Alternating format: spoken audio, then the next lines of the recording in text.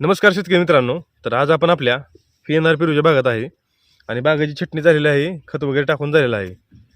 तर बऱ्याच शेतकऱ्यांचा प्रश्न होता, मिलीबग कंट्रोल कसा करायचा, म्हणजे मिलीबग बागात येऊच नये यासाठी काय काळजी घेतली पाहिजे आणि आल्यानंतरनं काय उपाय केले पाहिजेत.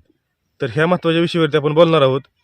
आपण चॅनलवरती नवीन असाल तर आधी आपल्या चॅनलला सबस्क्राईब करा, जेणेकरून पेरूविषयक अत्यंत गरजेची माहिती जे आपण उपाय करतो आणि त्याचे रिझल्ट भेटलेले आहेत आपल्याला, अशी माहिती आपण आपल्या चॅनलवरती सांगत असतो.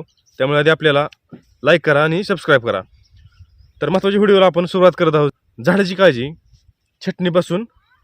छटणी करण्यापासून छटणी कशी केली पाहिजे, ह्याच्यावरती किती रोग झाडाला किंवा खोडाला येतात, झाडावरती रोगाचा प्रादुर्भाव किती होऊ शकतो, हे सुरुवातीपासूनच आपण काळजी घेतली पाहिजे, ते येऊ नये ह्याची. तर हे झाड बघू शकता. तर आपण छटणी पूर्ण खोडावरील काडी, जेणेकरून काडी फुटल्यानंतरनं जमिनीला कोणतीही फांदी टेकणार नाही, ह्याची काळजी घेतलेली आहे.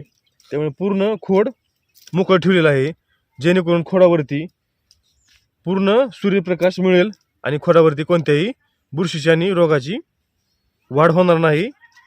आणि झाडावरती आपण जे स्प्रे घेतो, जे वरती झाडावर स्प्रे घेतो, ते स्प्रे खोडावरतीही त्याचप्रमाणे पडले पाहिजेत, गेले पाहिजेत. तर महत्त्वाची काय काळजी घेतली पाहिजे, तर खोडावरील काड्या कमी करणे, फुटून येणार आहे ती खाली टिकली नाही पाहिजे, ह्याची काळजी घेणे. झाडावरती आपण जे वरती कीटकनाशक बुरशीनाशक स्प्रे घेतो ते खोडावरती बसले पाहिजेत. आणि खोडावरती दुसरी काळजी, खोडावरती फूट वाढू न देणे, खोड एकदम क्लीन ठेवणे, जेणेकरून मिलीबगला कोणत्याही कीटकाला लपायला खाली जागा राहिली नाही पाहिजे. तर ही काळजी घेतली पाहिजे. दुसरी गोष्ट, झाडाला अति नायट्रोजन, अतिनत्र दिलेलं नाही पाहिजे, कारण ज्या भागावरती जास्त कवकवीतपणा राहतो त्या भागावरती कीटकांचा, मिलीबगचा अटॅक जास्त होतो. त्यामुळे अति नायट्रोजन देणं झाडाला टाळावं. दुसरी गोष्ट, तर पेरूमध्ये आंतरपीक कोणती कोणती टाळावी, तर पेरूमध्ये भुईमूग, भेंडी किंवा बांधावरती किंवा आसपास पोपईची पीक असेल किंवा झाड असेल तर ते काढून टाकणे. आंतरपीक भुईमूग आणि ज्या पिकाची जास्त कवकवीतपणे पाणी राहतात किंवा गोडसर पाणी राहतात अशी पिके आंतरपीक म्हणून पेरूमध्ये टाळायची. आणि जी पिके घेत आहोत त्यामध्ये दाटी होऊ द्यायची नाही. जे आपण ही सोडून पिके दुसरी घेत आहोत त्यामध्ये दाटी टाळायची, थोडी विरळ अशी लागण करायची.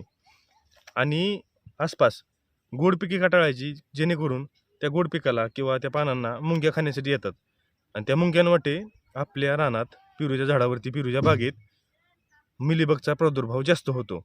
त्यामुळे गोड पिके आणि ही कवकवीत पानाची पिके टाळायची.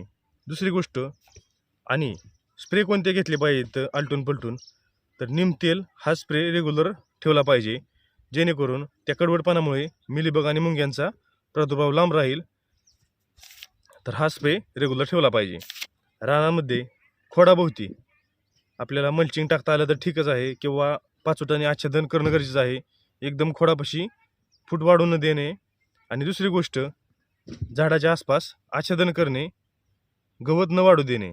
गवत वाढले तर गवतावरती मिलीबगचा, मुंग्यांचा प्रादुर्भाव राहतो, त्या वाटे झाडावरही मिलीबग वाढू शकतो. आणि आणखी काय काळजी घ्यायची, तर झाडावरती जर मिलीबग एखाद्या कवकवीत फांदीवरती मिलीबग जाणवला तर ती फांदी छटून रानाच्या बाहेर गाडून टाकणे किंवा जाळून टाकणे.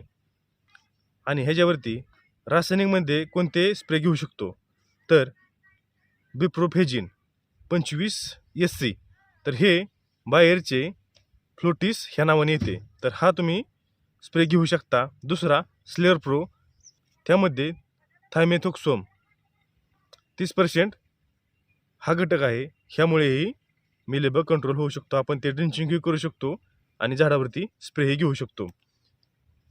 तर हे स्प्रे निमतेल किंवा हे फ्लोटिस किंवा स्लेअर प्रो हे आलटून पलटून स्प्रे झाले पाहिजेत.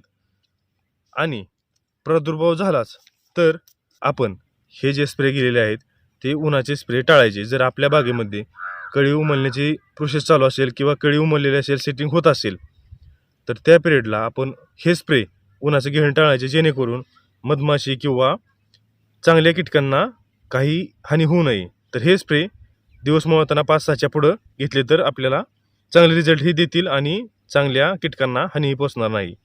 तर शेतकरी मित्रांनो, अशीच बागाची काळजी घेत चला आणि आपल्या व्हिडिओमार्फत आपण शक्य होईल तेवढे आपण जे काय करतो, आपल्याला ज्या गोष्टीचे रिझल्ट भेटलेत ते आपण स्प्रे सांगत असतो, उपाय सांगत असतो. तर ते तुम्ही नक्की तुमच्या बागेत करून पहा, तुम्हाला त्याचा नक्कीच रिझल्ट भेटेल. तर आजच्या व्हिडिओमध्ये आपण इथेच थांबू. पुढच्या व्हिडिओमध्ये नक्की भेटू. तोपर्यंत धन्यवाद.